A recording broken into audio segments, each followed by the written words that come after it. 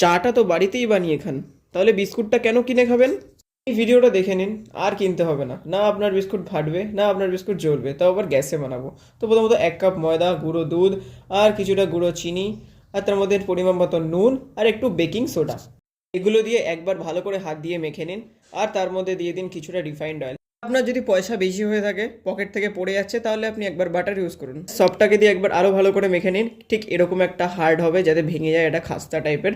তারপর এর মধ্যে মিশিয়ে দিন কিছুটা দুধ, উষ্ণ গরম। এটাকে দিয়ে একটা সফট ডো বানিয়ে নেবেন। আর তার কি, তারপর এটাকে বেলুন, আস্তে আস্তে, বেশি পাতলা বেলবেন না, মোটা মোটা। আর আপনি চাইলে এটাকে গোল গোলও করতে পারেন, বা এরকম হাত দিয়ে লম্বা লম্বা শেপও দিতে পারেন। এরকম শেপ দিলে বিস্কুটগুলো খেতেও ভাল লাগে আর দেখতেও ভাল লাগে। আর এটাকে বেক করুন লো ফ্লেমে, বাটার পেপার বা অয়েল ব্রাশ করে।